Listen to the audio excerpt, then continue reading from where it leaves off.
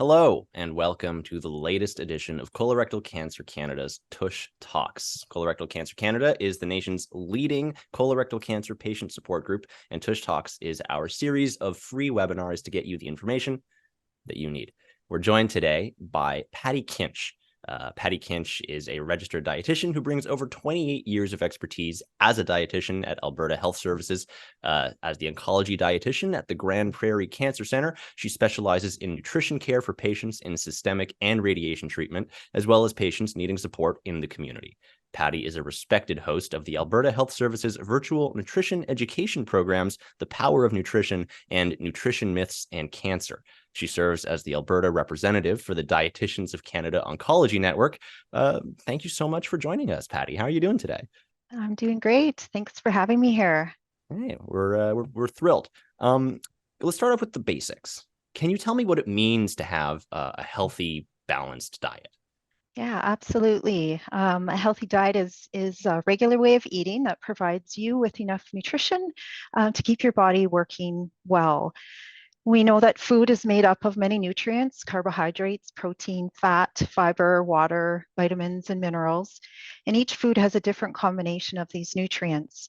And each of these nutrients have their own role and purpose in the body.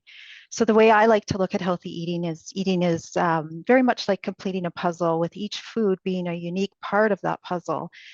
Eating a variety of foods is super important. The more variety in your diet, the better chance you get, the better nutrition that you need every day, or completing that puzzle.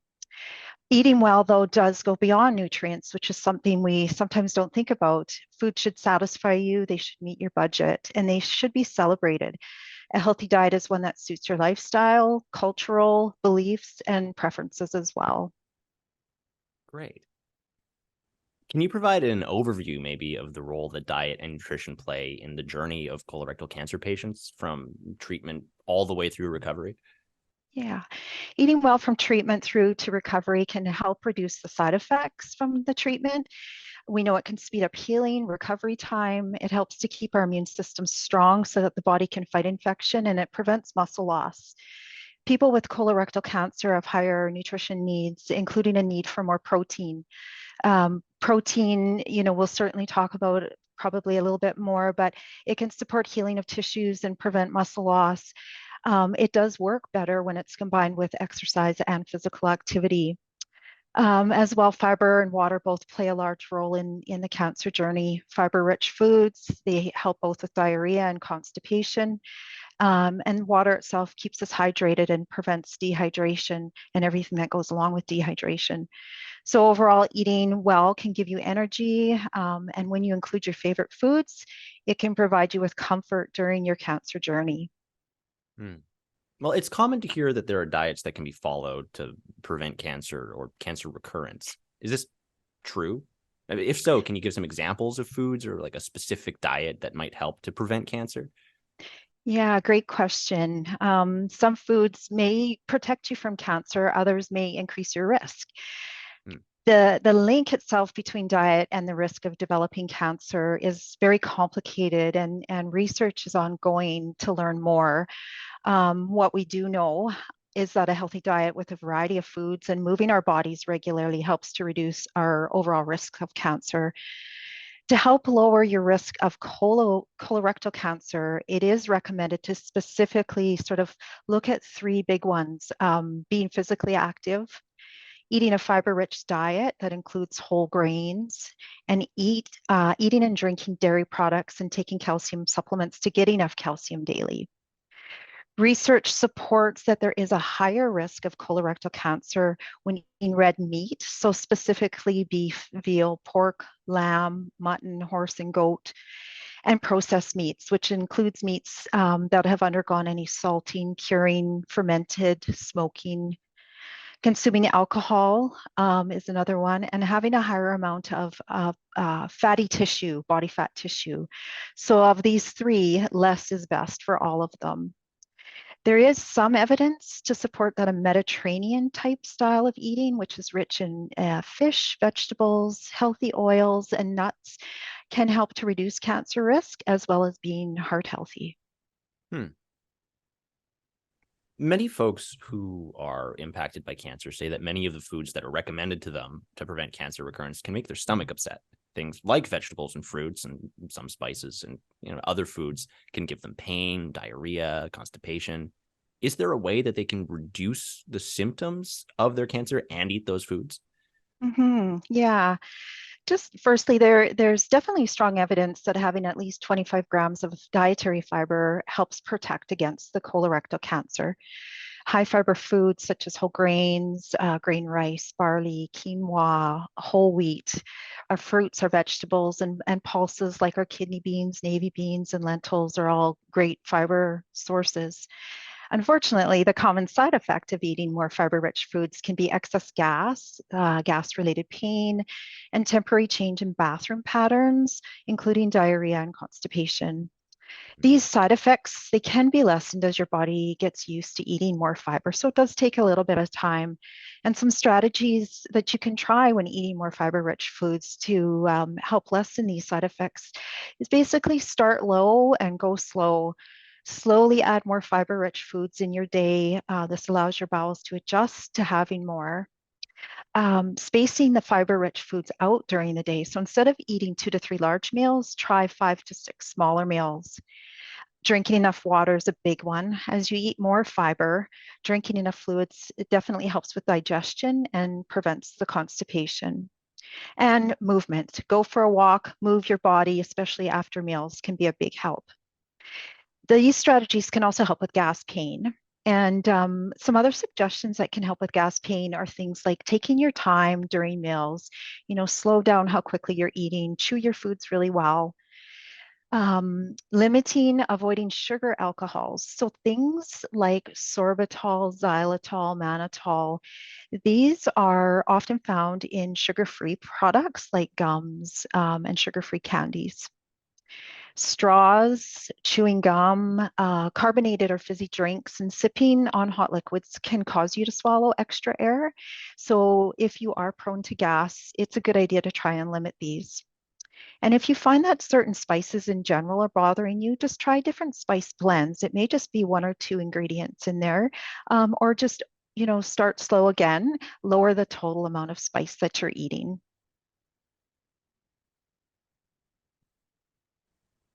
Often people who are affected by colon cancer may need a stoma temporarily or permanently. A common question that we get from these people is the gastrointestinal discomfort that they feel caused by their ostomy? And what are some foods or diets that they should follow to try to reduce the discomfort that they feel?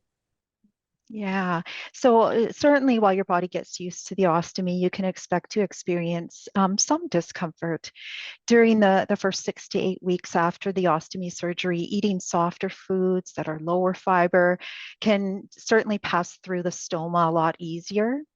Chewing foods really, really well helps to prevent any risk of blockages, and spreading the meals and snacks out during the day helps the body resume its regular bowel movement schedule, or output as we typically call it with ostomies. Your appetite can be temporarily lessened during this time, and that is certainly okay. Just during those times, eat small amounts of food when you're feeling more like eating. Sip on fluids like water during the day, even when you're not thirsty. Don't kind of wait until that thirst kicks in. And then after that 6 to 8 week mark with your stoma, start to gradually add back in foods with more fiber.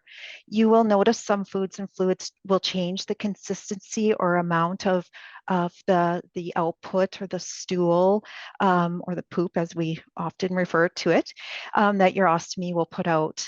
If you're unsure how a food or fluid will affect your ostomy output, just again, try a small amount just to start.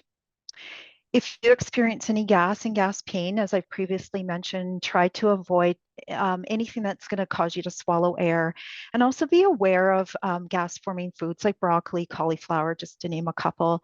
Cook these foods really well and then slowly add them back into your diet well cooked.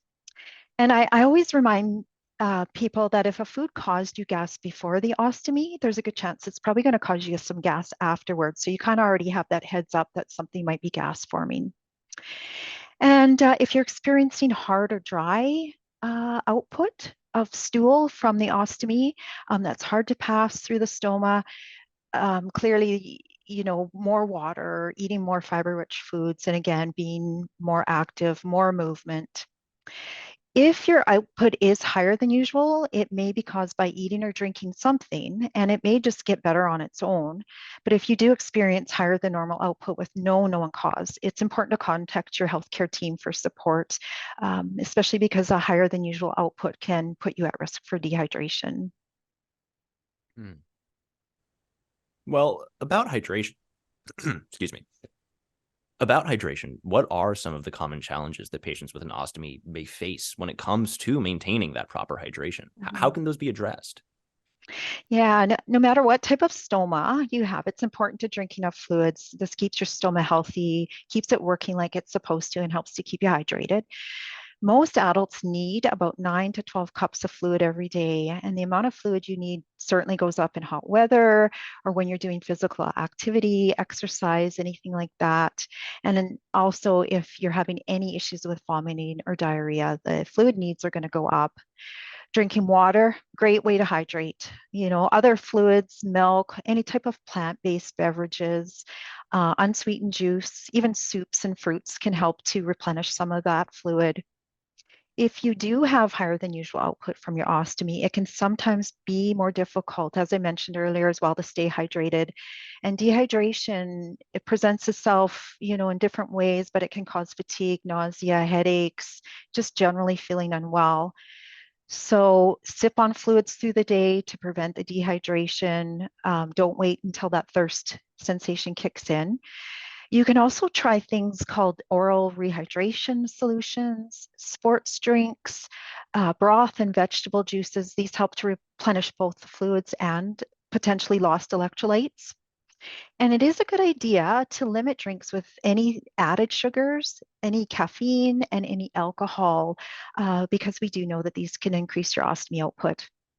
Just a note on the oral rehydration solutions, they can be bought at most grocery stores or pharmacies, so you can just ask at the counter. But there are also are a lot of homemade recipes, and you can just tap into your local dietitian, and she can provide you with some homemade ideas at home.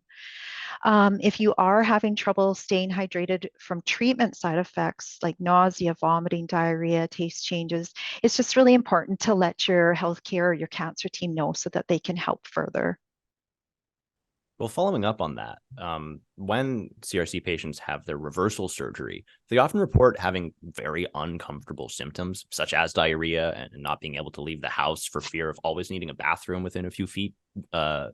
So, are there any foods or special diets that can prevent this feeling or reduce the urgency to pass, or generally just reduce gastrointestinal discomfort? Yeah, after you've had your ostomy reversed, it can take some time before your bowel movement patterns, or those stooling or pooping patterns return to what's normal for you. You may have loose bowel movements. The bowel movements might be leaky, and you may just need to go to the bathroom more often. So, some tips that I usually suggest is just eat smaller meals and snacks. Try not to overload on one meal too much. Start with the lower fiber foods, or incorporate maybe a few more lower fiber foods temporarily, like white bread. Eating animal and plant protein foods like meat, poultry, eggs. And then with fruits and vegetables that have seeds, try and not have the seeds, remove the skins on those. And this just gives your bowel time to heal and adjust. Slowly eat more fiber, see how your bowel reacts, and building up to more fiber at each meal and snack. Drink enough water. I can't say enough about water.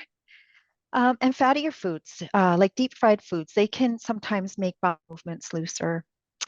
And if you're not used to eating spice, though, this in itself just might be causing some discomfort.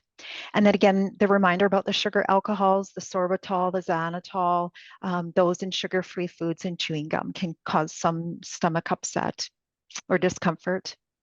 And then the other one is eating foods that may help to actually thicken the stool. These foods tend to be higher in a type of fiber called soluble fiber, um, and they help to gel your bowel movements, and they can make it less liquidy. So some examples of some different foods that can help thicken your stool are things like smooth peanut butter, applesauce, barley, oatmeal, oat bran, tapioca and rice puddings are great, boiled rice, and again, certain fruits with the seeds and skins removed, like apples, pears, bananas. Hmm. And then just a note again on the gas. So if you are having more gas than usual, try to limit the amount of those gas forming foods. So I did mention previously the cauliflower, the broccoli, but other things, onions, dried beans, lentils, melons, Brussels sprouts, sort of think back to maybe what you've had at that particular meal. Well, we've talked a lot about fiber. Could you explain the significance of fiber in the diet of colorectal cancer patients? Are there specific recommendations for its intake? Yeah, there is. And we definitely know through quality research that we should be trying to eat at least 25 grams of dietary fiber daily to lower the risk of colorectal cancer. The fiber in foods itself helps us move food quicker through our bowel. And fiber can also help support what's called the microbiome in your bowel. This is an area of research that's evolving. And I won't get into it, but we can expect to hear a lot more about this in the future. Fiber-rich foods, like I mentioned, the grains, your beans, your peas, your lentils, your fruits and vegetables, all wonderful. One of the best strategies that I usually suggest to get more fiber is to try and fill half your plate with fruits and vegetables at every meal. And as mentioned, there may be times where you need less fiber, potentially after colon surgery, or temporarily to manage diarrhea with a high output from your ostomy. So fiber certainly plays a big role. Hmm. Do you have any more general advice or information for the colorectal cancer community as it relates to nutrition and diet? I do. And, studies have definitely shown that 1 in 5 cases of cancer can be prevented by eating well, staying active, and preventing excess body fat. Eating well can help your body at every stage, right from diagnosis to treatment to recovery. Nutrition, good nutrition can help you keep your energy level up, help you cope with potential side effects from the treatment, and it will help speed healing and recovery. The goal of nutrition and the role of food through the cancer journey is to help you feel your best, your absolute best. There are no special cancer diets. There's no special superfoods or supplements that will kill cancer cells, slow the growth of cancer, or that can boost up the immune system. And in fact, really avoiding foods or food groups unnecessarily can put you at risk of missing out on key nutrients that your body needs. If you are hearing about a special cancer diet or a superfood, it's just good to keep in mind that if something does sound too good to be true, it probably is. There's no definition for superfoods, and the term is typically used more as a marketing strategy. Hmm. Sort of on that point of things that can actually help, like protein intake is often highlighted during chemotherapy and healing. Could you explain why protein is so important for colorectal cancer patients, and I don't know, share strategies to help incorporate it into a patient's diet? Yeah, when you have cancer, your body's need for protein increases. It goes up for everyone. Eating enough protein-rich foods and calories helps prevent that muscle loss, and protein plays a major key role in fighting infection, healing wounds, and keeping your body strong and mobile so that you can keep up your activity levels and energy. Including a variety of both animal and plant-based protein sources in your day is important. So the animal sources, things like your meats, wild game, poultry, eggs, dairy, plant-based sources are just as important. So those beans, those peas, those legumes, throw them in soups, throw them in stews. Fortified soy beverages is another option, and some grains, nuts, seeds. Animal sources do have higher protein, but then also plant sources, they have protein, but they also have that benefit that comes with fiber. So both are very important. I did want to mention too that using nutrition supplement drinks and protein powders can be ways that you can get more protein and calories as well. These can be helpful on days you don't have much of an appetite or are too tired to prepare food or cook. And there are a large number of higher protein products on the market now. If it's something that you are interested in trying or feel that you're, maybe not quite getting enough protein in your diet, I always encourage people to just chat with your local dietitian to help you kind of navigate through what is out there on the market. Well, how do dietary needs and recommendations differ then for colorectal cancer survivors who are in remission versus those who are still undergoing treatment? Yeah, treatments for colorectal cancer may cause different side effects in each person, and they can vary, as we know, from day to day. And different treatments can also affect how your body actually uses the nutrition from food. So the focus during treatment is really to prevent that muscle loss and any unintentional weight loss while still getting the best nutrition you can from the foods that you're able to tolerate. We know that some treatments can affect taste, your sense of smell, and appetite, which can make it more challenging to get enough nutrition. So when you are feeling good, it's best to try and optimize these times by eating higher protein and calorie foods at meals and snacks. And this definitely helps to balance those times when you don't feel like eating. I know in Alberta, through our website, ahs.ca/nutrition handouts, we do provide a lot of tips and tricks for adding protein and calories to the diet that we hand out to people. And when you've completed your treatment, your body still needs that extra nutrition. So it's really important to kind of keep the nutrition part of it in mind. There's still ongoing healing, and we still want that muscle mass maintained, as well as managing any lingering side effects that might still be happening. So good choices during this time, maybe more the lean type of proteins like fish, poultry without the skin, soy, tofu, if you've never tried them, it's a good time to try them, and the lower fat dairy products. When you're feeling good, feeling well, include a variety of plant-based foods to your daily meal and snack routine.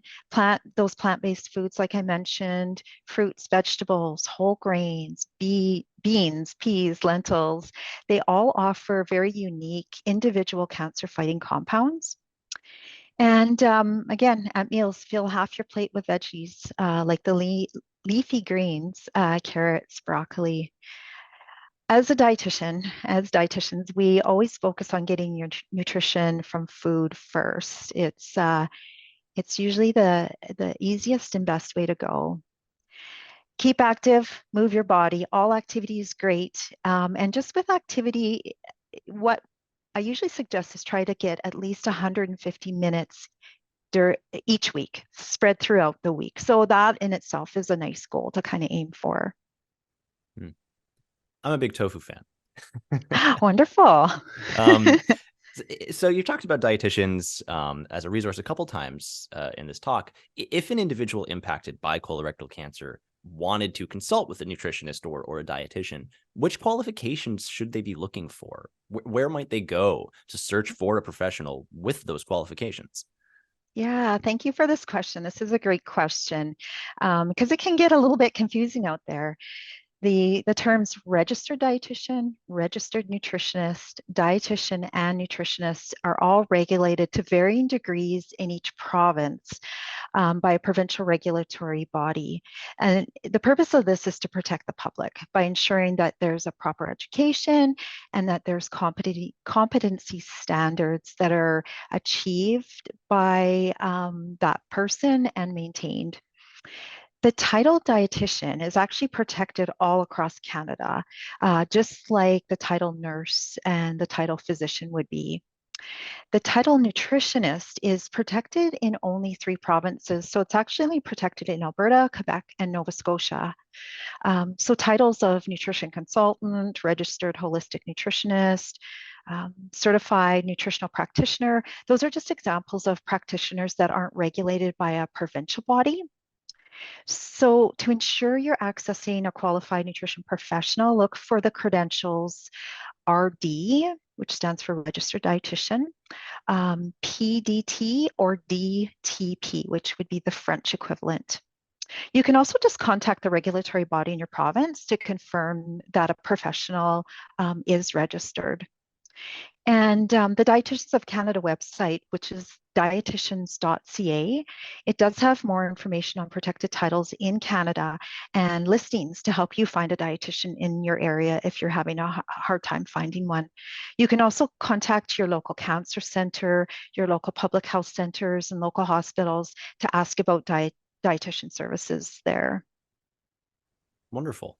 I thought that about covers the questions that we had for you. Are there any sort of last thoughts you'd like to share, or anything you think is really important for people to know that you haven't mentioned? I think I've covered most of it. I just, I always emphasize that there is that power in nutrition. And, sometimes it's the one and only thing that we feel that we have in our control during the whole cancer journey. So, reach out at any time to your local dietitian, talk about even, what your specific protein needs are and maybe your own individual nutrition needs. But don't forget about nutrition. Great. Thank you so much, Patti. And I would also just like to invite, if anybody has any questions or does want help, Colorectal Cancer Canada is a resource available as well. We can connect you with people like Patti wherever you are in Canada. So you can reach us at info or support at colorectalcancercanada.com. Patti, thank you so much for joining us today. And I hope you have a wonderful rest of your afternoon. Thank you. You too. Bye. Bye-bye.